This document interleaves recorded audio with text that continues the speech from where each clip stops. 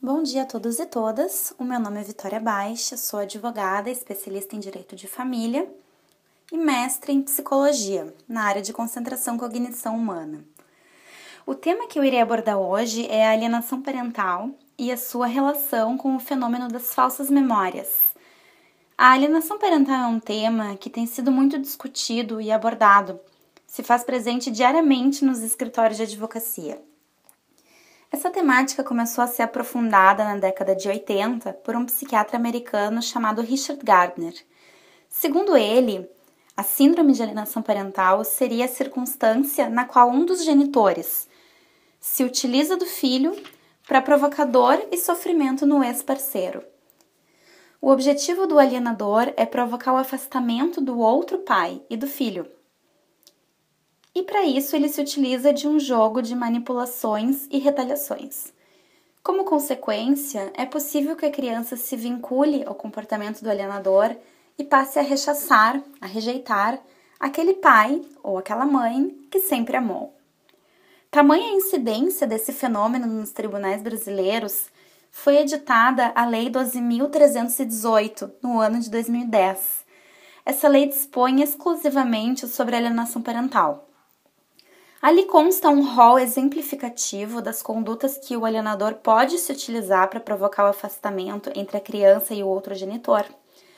Por exemplo, dificultar visitas, não informar o outro genitor sobre compromissos da criança, por exemplo, consultas médicas, apresentações escolares, não transmitir recados, mudar-se de domicílio, falar mal sobre o pai ou a mãe que está sendo alienado para o filho, passar ao filho informações depreciativas sobre aquele pai, etc.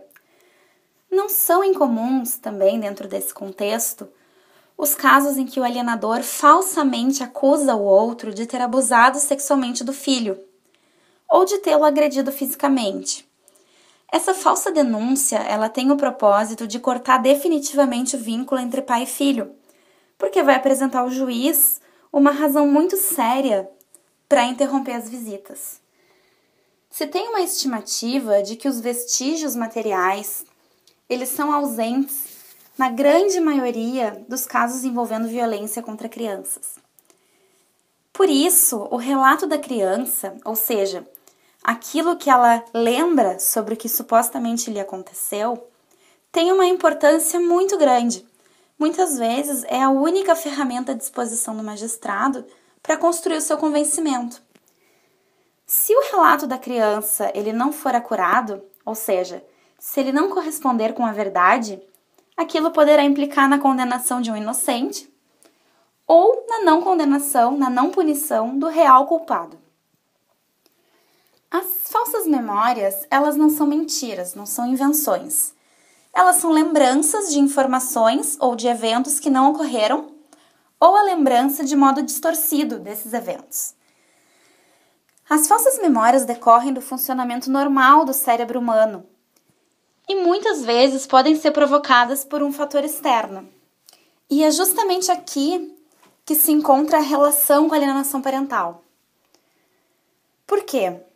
Algumas das variáveis que a literatura científica já reconheceu como potencializadoras do surgimento de falsas memórias na criança estão comumente presentes no processo de alienação parental.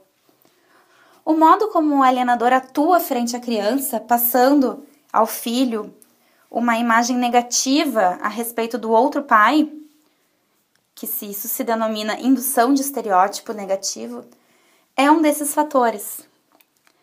Também, se o alienador sugerir falsamente que um determinado fato ocorreu, por exemplo, sugerir para a criança que realmente ela foi abusada, que realmente o pai fez alguma coisa contra ela, que realmente foi agredida, é possível que a criança se recorde desse evento como real, quando for indagada a respeito desse evento. Como o alienador geralmente é uma pessoa em quem a criança nutre grande confiança, é uma figura de autoridade na vida da criança, como a sua mãe ou seu pai, a criança tem mais chances de aceitar os estereótipos e as sugestões falsas como verdadeiras. Todavia, é preciso se ter também cuidado para não estabelecer premissas equivocadas. Por exemplo, de que o fato de uma criança ser vítima de alienação parental necessariamente significa que a sua memória está contaminada. Isso não é verdade. Em cada caso, é imprescindível a avaliação profunda do contexto e da dinâmica familiar.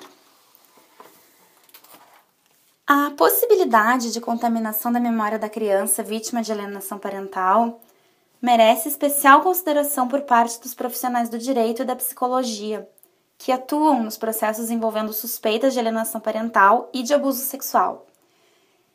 É preciso sempre se ter em mente que os estereótipos e as sugestões estão presentes comumente dentro desse contexto de alienação parental e consistem num fator forte potencial de contaminação da memória.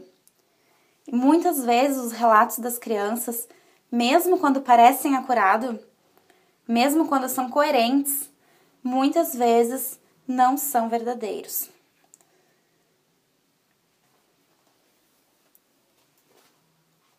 Espero que essa pincelada do tema tenha interessado a todos vocês.